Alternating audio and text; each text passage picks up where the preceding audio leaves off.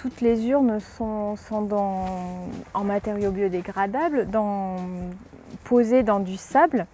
Et sur le dessus de la sépulture, les familles ont donc un pupitre en calcaire et après une végétalisation tout autour. Donc on incite les familles à opter pour de petits végétaux, des choses qui ne prennent pas trop de place, qui conservent un aspect champêtre, on va dire, et naturel.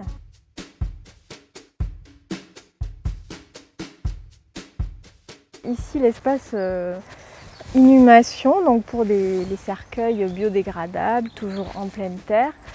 Donc les familles ont un espace de 2 mètres carrés à leur disposition pour planter. Certaines familles ont préféré ne pas mettre de bordure, alors d'autres ont mis des petites pierres et d'autres encore des cadres en bois. Donc là on les laisse un petit peu libres d'opter pour ce qu'elles préfèrent.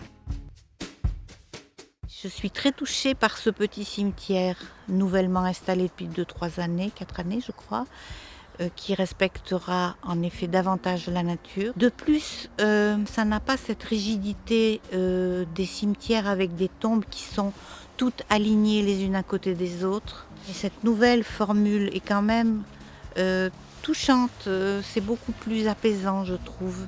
On avait déjà une strate arborée qui nous permettait de penser le cimetière différemment.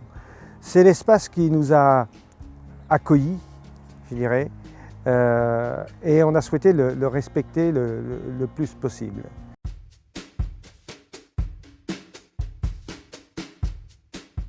Il faut avoir en tête que il y a très longtemps de cela, les cimetières étaient des lieux de vie. Et nous, ce qu'on aimerait avec ce type de cimetière, c'est justement faire à nouveau rentrer la vie. Alors, des gens qui se baladent, des gens qui pique-niquent éventuellement. Après, on peut aussi aller plus loin. Pourquoi pas en effet imaginer des manifestations dans ce cimetière, des expositions sur, je sais pas, ça peut être des photos sur le thème de l'environnement. Je sais que dans certaines communes, il est arrivé par exemple qu'il y ait des concerts de musique classique dans des cimetières. Et typiquement, ce type de lieu arboré s'y prête très bien.